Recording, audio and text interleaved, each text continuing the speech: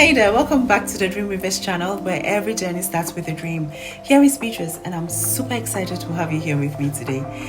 In case you are new, welcome. You are definitely in for today for a treat as we are going to dive into an exciting series about one of Africa's most influential leaders, that is Kwame Nkrumah. In a recent discussion that we had with Dr. Dixon Osei-Bonsu, he emphasized Nkrumah's belief that the liberation of Ghana was meaningless unless it was linked to the total liberation of Africa. I'll make sure that I put the link above so that you can watch the interview. In this series instead, we are going to delve into Nkrumah's life and his vision for Africa and his lasting legacy. As you know, our channel is all about connecting historical figures with contemporary achievers. So without further ado, let's dive right into it. But before that, please don't forget to subscribe, to like, and leave your comments below. And kindly let me know which historical figure or event you would like us to explore next time. See you soon. Imagine a continent shackled by colonial rule, a people yearning for freedom, and a leader bold enough to dream of a united Africa. This is the story of Dr. Osagyefo Kwame Nkrumah, the man who dared to defy the greatest empires, inspired a revolution, and ignited a movement for independence across Africa. But who was Kwame Nkrumah beyond the speeches and the slogans? How did a young boy from a small village rise to become the voice of a continent? Join me as I unravel the incredible life of Kwame Nkrumah, a story of struggle, ambition, and a vision that still echoes today. Kwame Nkrumah was born on September 21st, 1909 in Nkroful, a small village in the western region of what was then the Gold Coast.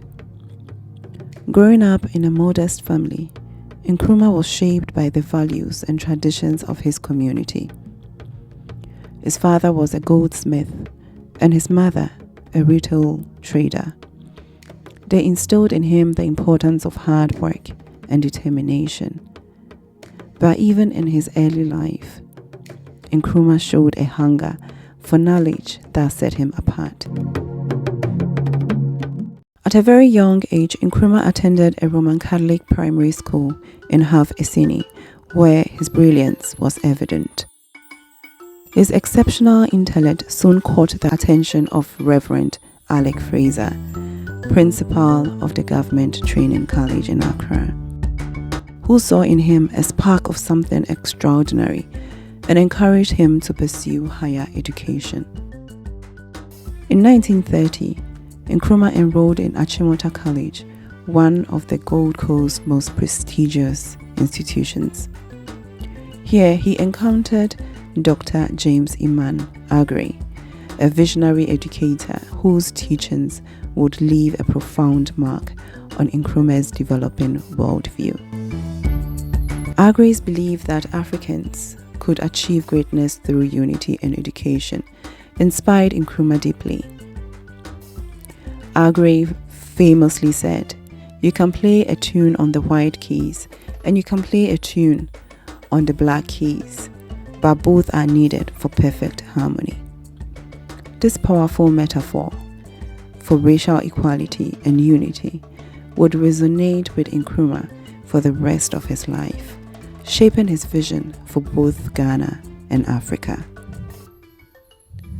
Aggrey's commitment to education and his belief in the potential of Africans to lead their own destiny influenced Nkrumah's early ideas about freedom and unity. Nkrumah began to see education not just as a tool for personal advancement, but as a means to liberate an entire continent. This idea would become the cornerstone of his political philosophy.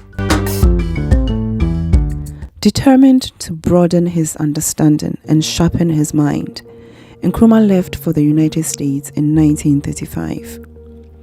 He enrolled at Lincoln University in Pennsylvania, a historically black university that fostered an environment of intellectual rigor and political discourse.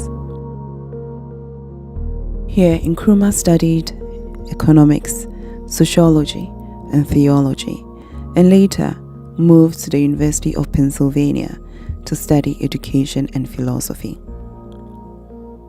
In America, Nkrumah faced not only the hardships of being a foreign student, but also the harsh realities of racism and economic struggle. He worked odd jobs, mopping floors, waiting tables, to fund his education. Despite these challenges, Nkrumah's thirst for knowledge was unquenchable. He became an active member of the African Students Association and was heavily influenced by the writings of Marcus Garvey, W.E.B. Du Bois, Karl Marx, and Lenin. He also carried with him the teachings of Agre, blending them with socialist ideas and the principles of nonviolent resistance inspired by Mahatma Gandhi. The 1930s and the 1940s were a time of global upheaval. The Second World War had shaken the foundations of imperial powers, and across the world, cries for freedom were growing louder. Nkrumah, fully immersed in the intellectual and political currents of his time, began to formulate a radical vision. He believed that the liberation of Africa could not be achieved piecemeal. It required a united front, a collective struggle against colonialism. In 1945, Nkrumah moved to London, where he co-organized the 5th Pan-African Congress in Manchester. This event was a turning point for Nkrumah and many African leaders of his generation. The Congress declared that colonialism had to end, and it set the stage for a wave of independence movements across Africa. It was here that Nkrumah first laid out his bold vision for a united and liberated Africa, a vision that many dismissed as impossible. In 1947, Nkrumah was invited to return to the Gold Coast by the United Gold Coast Convention, also known as UGCC, a political party seeking self-government. Appointed as the General Secretary of the UGCC, Nkrumah quickly became disillusioned with the party's cautious approach. He was a man in a hurry, a visionary who could not wait. Nkrumah's impatience with the slow pace of change led him to break away and form his own party, the Convention People's Party, CPP, in 1949.